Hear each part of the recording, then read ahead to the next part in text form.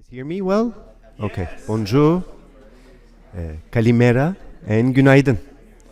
I'll set the time because I tend to go over time. All right. Thanks for coming to this talk, and thanks for having me at ATypI Paris. It's been 5 years. Oh, yeah, Karima.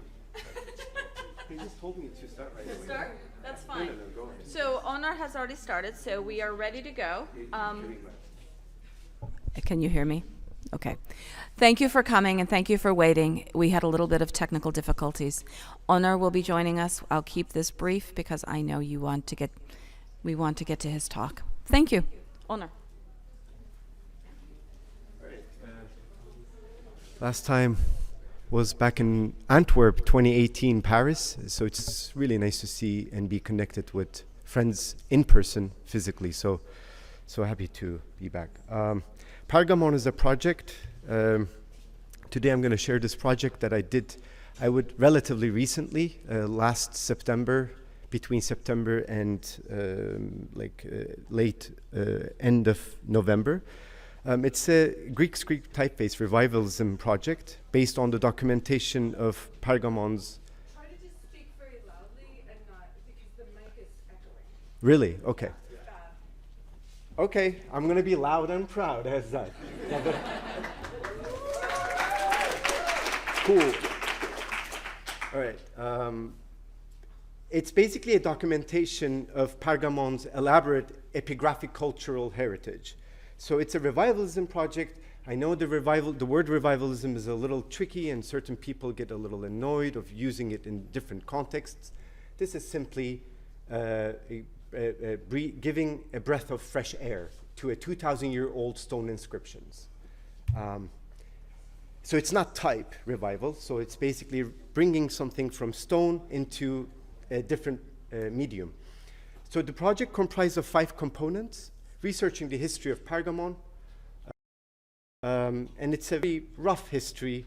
I'm not an archaeologist. I just roughly read few sources that I respect quite a bit.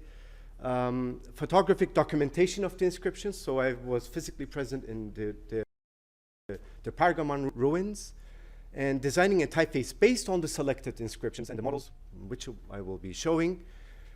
Transforming the 2D typeface into 3D wearable items. So that's a different phase of the project, which I collaborated with my wife.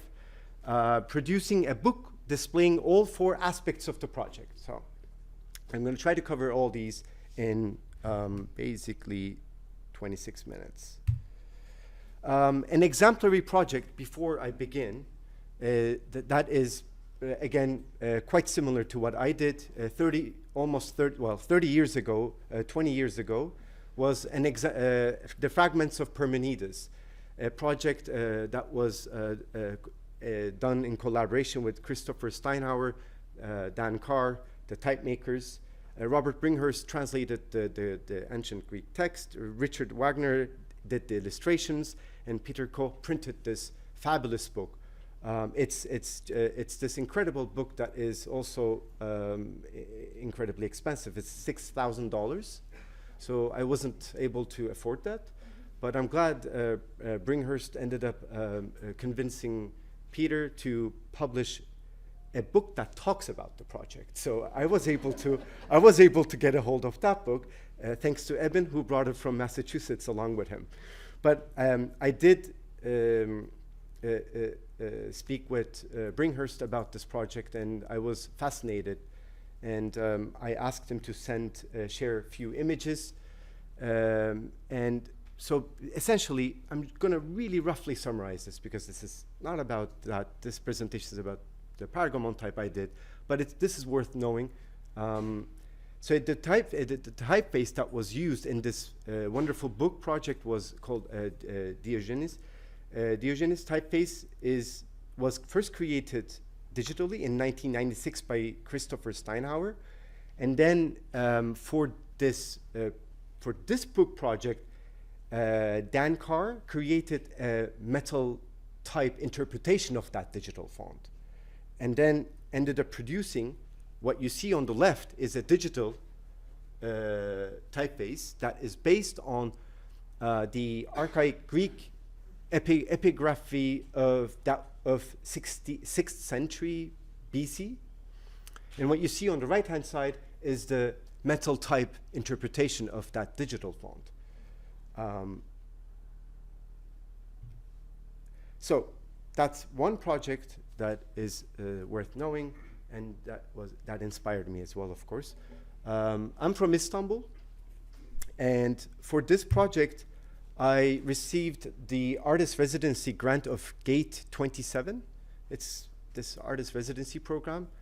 They have a location right across from the Greek island Lesbos. It's a beautiful place to be there and be surrounded in nature and the Aegean coast. And the ancient ruins of Pergamon is located now it's called Bergama. It's a small town. The overall site of Pergamon it consists of two general sites. One is the Acropolis, which is 335 meters atop of Kale Mountain. And the other one is the Asklepion, which is the medicine, the health center, I would say. Today's complex hospitals, health center, Asklepion is also the second part. But before we go into the details of Asklepion,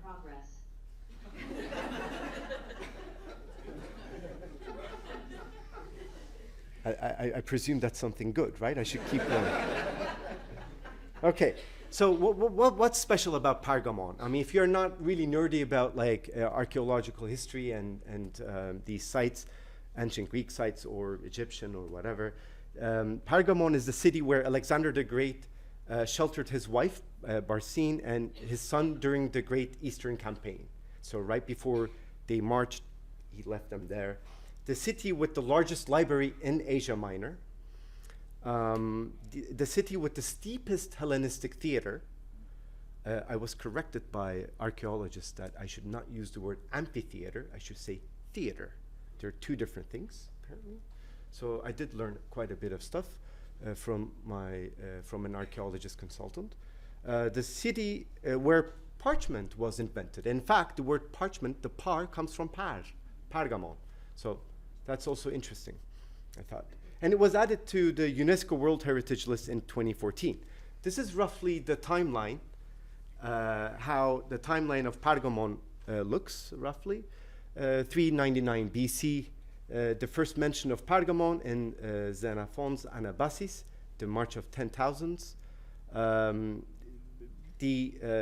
Attalos first is considered to be the first king. Before Attalos first, there were other kings, but Attalos first is considered to be the first king of Pergamon. The death of Attalos III is really important. So 133 BC is really important because that's when they fell on, they completely passed under the rule of Romans. When Romans were not an empire, they were a republic. Again, something that my archaeologist friends corrected me. You should not use the word Roman Empire. You should just say Roman Republic. And it became a leading metropolis, not a Greek state, a metropolis. Again, I was corrected. So as you can see, I had quite some correction, but I'm glad. I see them as wonderful opportunities to learn more about another field. But I would say this is the time period that you see here. The highlighted part is the part that I took as a visual model. Because there were epigraphic ruins and epigraphic stone inscriptions from prior to this highlighted area, but they did not look the ones that were influenced by the Roman work. So this is more of a Roman and a Greek metropolis hybrid visual aesthetic, and the other one was closer to what you saw with the Diogenes, which is the archaic Greek a bit more. This is the Acropolis, and the highlighted area you see here is where the stones literally exist today. So if you're interested in going and seeing those stones that inspired me and that I took as a overall as a model, that's where they are located. But Asklepion, the health center, which is about like 2 kilometers away from the Acropolis, is way larger in terms of, it has a larger body of epigraphic heritage, way more stones and incredibly crisp stone inscriptions. This is from the Acropolis, and these stone inscriptions, they bear the text to pay homage to rulers, and they're inscriptions of honor.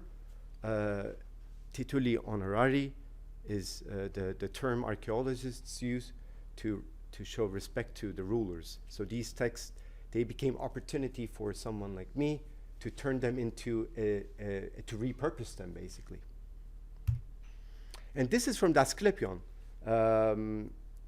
As you can see, the stones on the left-hand side, and here you can see all these are wonderful crisp stone inscriptions, and it's a lot more than the Acropolis. So now let's go dive into the typeface. I did not follow a rigorous methodology. I first went there to scrutinize what's there, to see even if it's something. I didn't even have a clear idea of like, oh, I'm going to create a digital typeface. I did have a fantasy, to be honest, but I was like, let's see what's there. And then I observed various stonework that was done in various time periods by various craftspeople.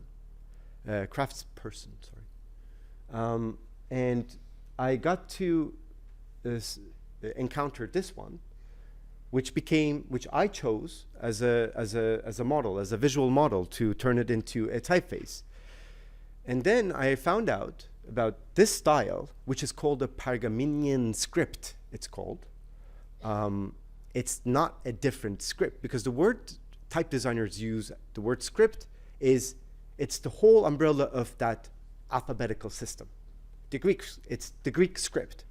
But this is the Pergamonian style, actually. I would say Pergamonian style, but archaeologists, they refer to this as Pergamonian script, which is essentially the Greek script with different aesthetics. You should correct them. Oh, I'm not going in there. I have way more important things to do. True. That's a uphill battle. Just tweet it. Yeah, oh, that's a good idea.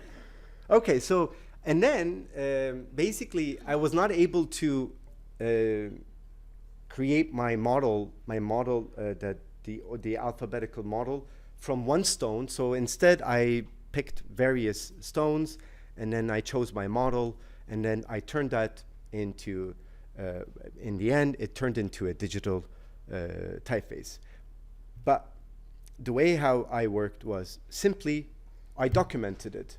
And I called this the documentation phase with the documenter's hat to draw exactly what you see. And then to put your type designer hat and to start making optical adjustments,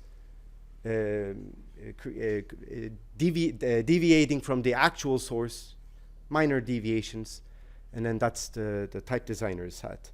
That's how I frame it.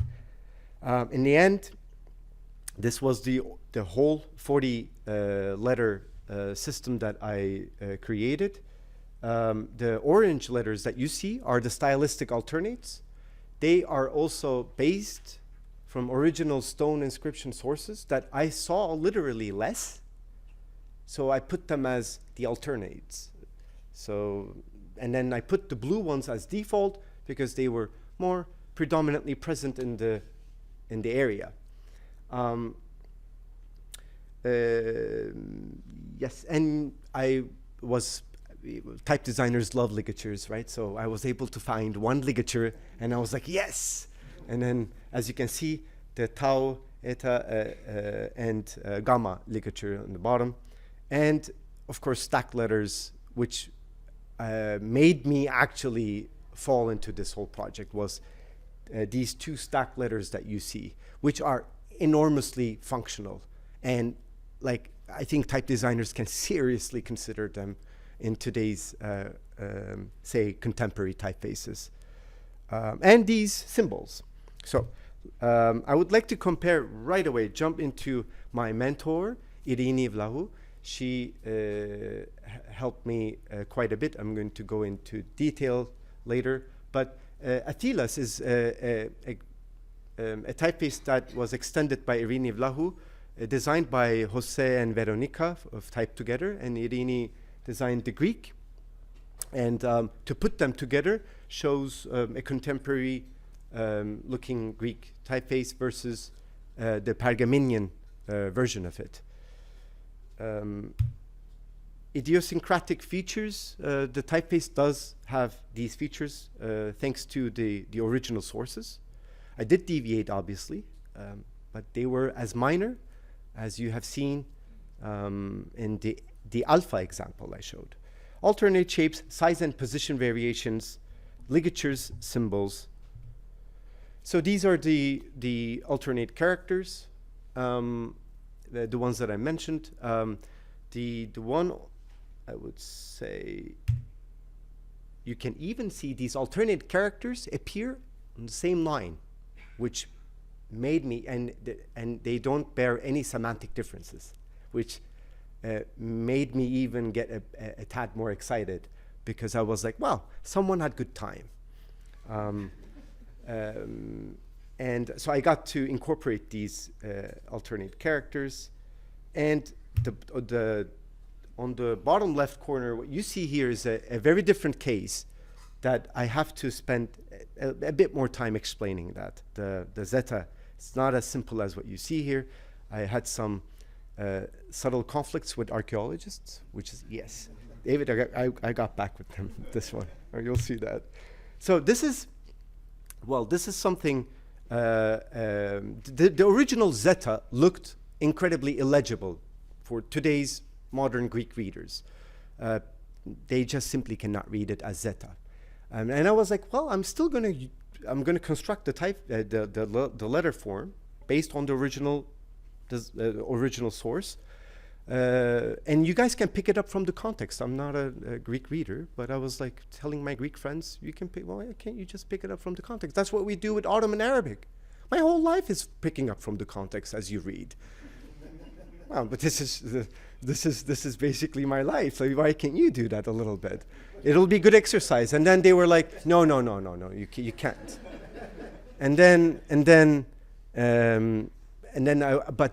Again, to have a mentor like Irini was such a blessing, and I'm grateful to her.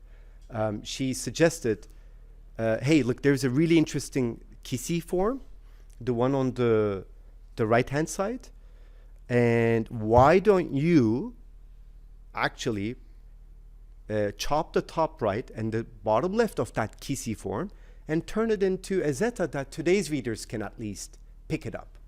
And then I was like, they don't have to be mutually exclusive. So what I did is that I provided the original zeta form that you see on the left-hand side, and then the zeta that evolved or morphed from Kisi that you see here. Size variations are quite exciting. These omicrons, again, super functional, because look at the amount of space that is being saved. Just pure functional. And they all appear always towards the end of the stone. Why?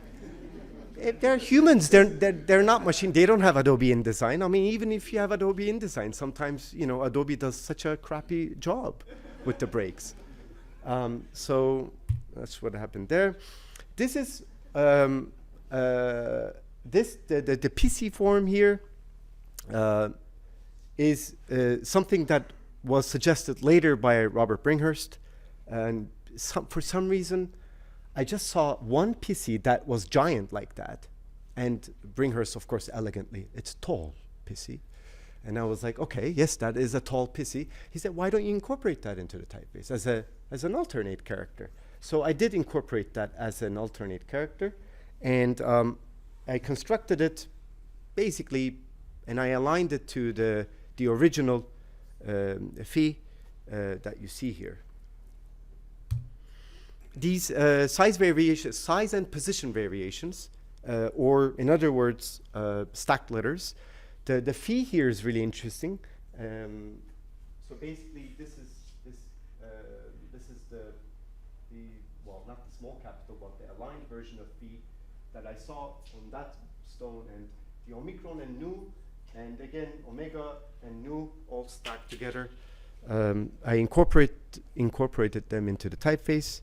And the ligature, the only ligature that I was able to find, I'm sure there are a lot more. Again, you can see how functional it is.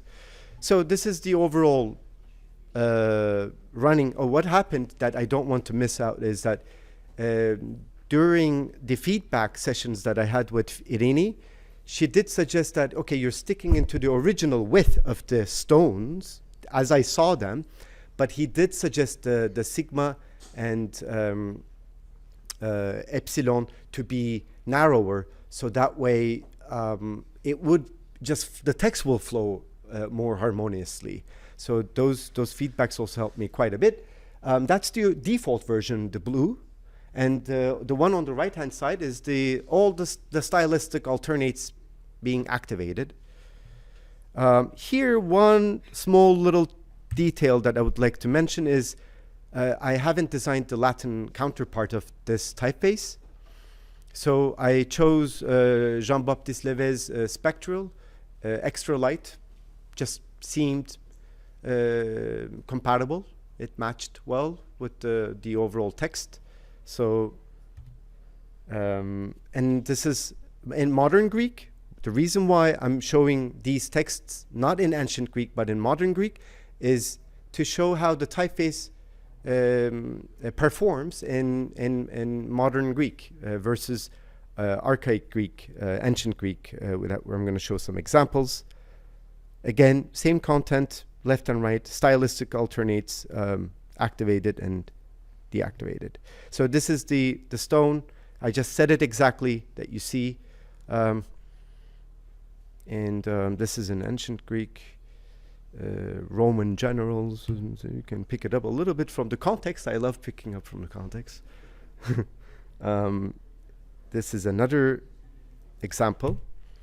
And Claudius Harax, Propylon, the Propylon's huge stone. I loved that stone there. I was like so mesmerized. The symbols. These symbols are so they complement the epigraphic composition so well. They work as line breakers, spaces, and as also period. So they're really functional and really sweet.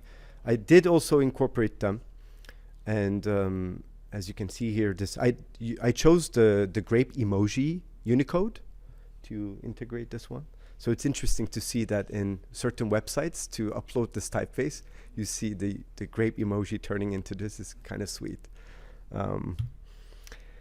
So basically the last overall phase of the project is to transform these 2D, two-dimensional digital vectors into 3D, three-dimensional objects, wearable items.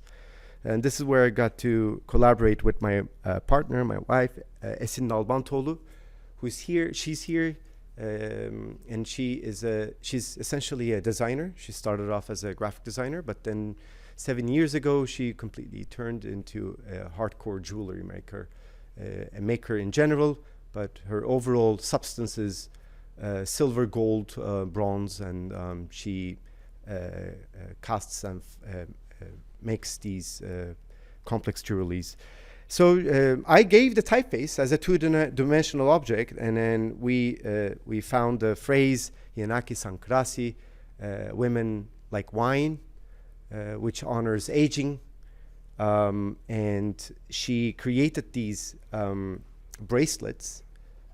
They're quite big, actually.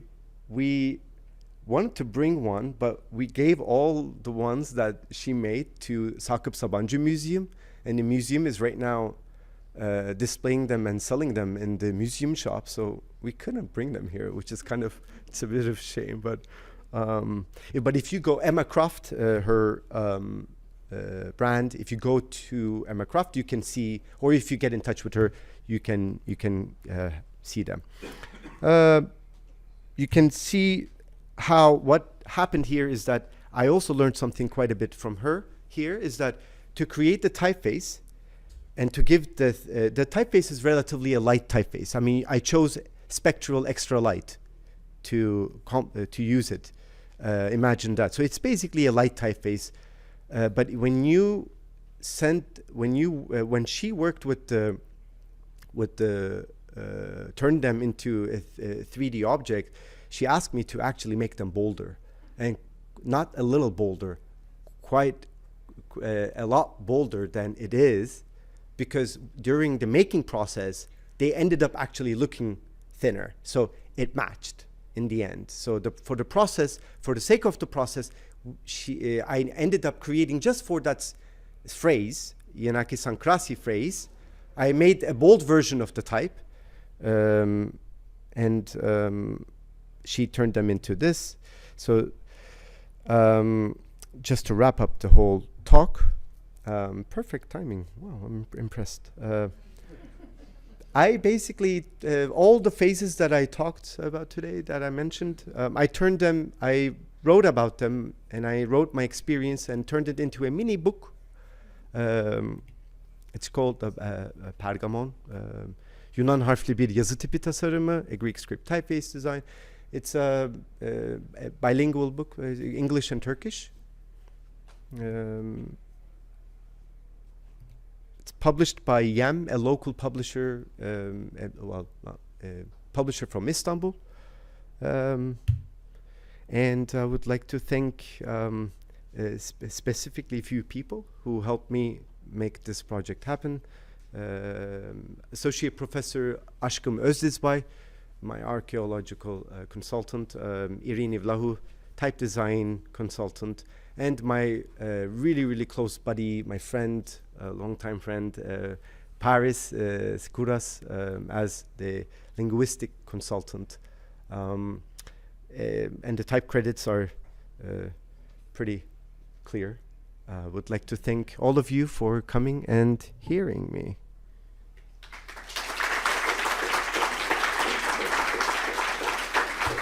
Oh. Merci beaucoup and efaristo. Thank you. Thank you. Thank you. Thank you very much.